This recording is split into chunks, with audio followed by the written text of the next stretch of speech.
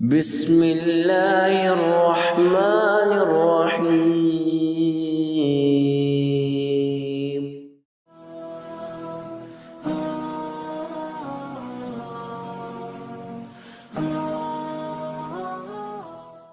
لا حول ولا قوت الا باللہ، یہ وہ عظیم، قیمتی اور نفیس کلمات ہیں اور خزانہ ہے جنہیں اللہ تعالیٰ نے صاحب ایمان کی قوت اور طاقت کا سرچشمہ بنایا ہے۔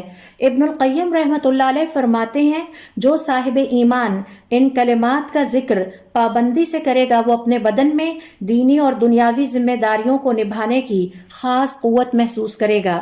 ابن القیم رحمۃ اللہ علیہ اپنی اسناد سے بیان فرماتے ہیں کہ اللہ رب العزت نے فرشتوں کو حکم دیا کہ وہ اس کے عرش کو اٹھائیں۔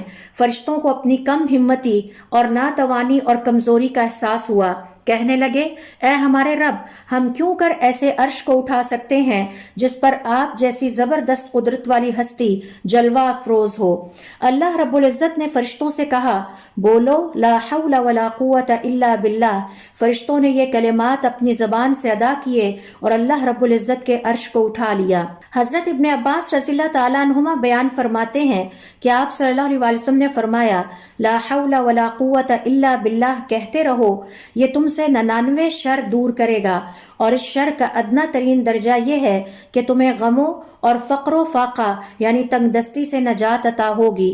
حضرت ابو ہریرہ رضی اللہ تعالیٰ عنہ بیان فرماتے ہیں کہ آپ صلی اللہ علیہ وسلم نے فرمایا جسے اپنے رزق میں تنگی محسوس ہوتی ہو اسے چاہیے کہ لا حول ولا قوت الا باللہ کا ذکر اپنی زبان پر جاری کر لے۔ ابن ابی دنیا رحمۃ اللہ علیہ فرماتے ہیں کہ آپ صلی اللہ علیہ وسلم نے فرمایا جس صاحب ایمان نے ہر روز 100 دفعہ لا حول ولا قوت الا باللہ کہا اسے کبھی فقر و فاقہ اور تنگ دستی نہ آئے گی۔